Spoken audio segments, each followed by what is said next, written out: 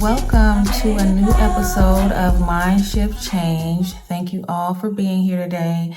Today we are going to be discussing China's role and feelings about this war. When history looks back at this year, the year of 2026, because of what the United States has been doing since the beginning of this year, for example, launching this war of aggression against Iran, launching military actions against Venezuela, abducting, hijacking the president of Venezuela and the first lady, for example, and threatening Canada with taking over Canada, threatening Greenland, threatening to violate the sovereignty and territorial integrity of Denmark, threatening wars against so many other countries. The history in the future will look back at the year 2026 and mark it as the beginning of the end of Pax Americana. No matter how you define Pax Americana is coming to an end. And this year is the beginning of the end of Pax Americana. Whatever President Trump and his government are doing right now only have one result or one impact. That is to further accelerate the demise of Pax Americana. He touched on so many different things, but the most important is 2026. When our grandchildren, if we make it through this, when they look back on history, 2026 is going to be the year where you see the greatest decline of our American government, society, way of life. I have to agree with him on this because, again, I've been watching the decline for so many years. But the important things that he said, like going to a war with Venezuela, I'm going to call that a war because we were dropping bombs, we were killing people, we were destroying families. And not only did we kidnap their current president, everything that we've done has been like rogue and barbaric.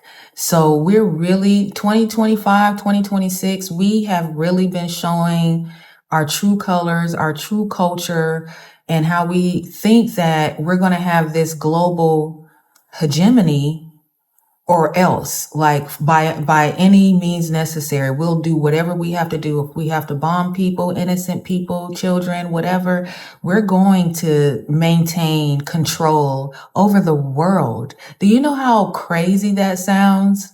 That is what has been going on for so many years, guys. The reason why we have so many assets around the world is because we want to be able to control them. We want to be able to control the areas that we're in. We want to be able to jump up and fight anytime we need to. If we need to take over, like, we have to have this presence in all of these places around the world so that we can maintain control. That is American domination. So that's what he's talking about. And I agree. I feel like 2026 is really going to be that marker because it looked like we had a victory in Venezuela, especially with our propaganda. But now with this particular war against Iran, propaganda can't even do the job. It cannot even cover up what's really happening and what's happening at the gas pumps, what's happening at the grocery store, what's happening to your light bill, what's happening to mortgage rates, what's happening to children that are growing up with no opportunity to even get into the housing market because they're going to be so busy paying for all of this stuff that we're doing right now. Therefore, philosophically speaking, we need to be very much convinced about this almost inevitable turn in history, the course of history is being played out, and we do not need to rush it. It will come to an end under its own weight. What I'm taking from what Victor is saying right there is we're already in quicksand. So that's the reason why China's kind of sitting back. You know, they're like, hey, they're already in their decline, in their demise. We don't even have to say anything or do anything. We don't have to stand up to them because they're already falling. They're already falling. I agree. I agree. And what President Trump and his government are doing are accelerating the final curtain fall for Pax Americana. Now, I said this the moment Trump got into the presidency. I was talking to my mom and I'm like, listen, we didn't really have great options to choose from. But what Trump is going to do, as opposed to what, say, the Biden administration, if they were able to continue this situation, I think they would have just, stretched it out, like not did anything too major, try to convince the American public that everything is okay, that their job growth is great, GDP is great, don't go anywhere, keep on putting all of your ducks in this bucket here and everything will be fine.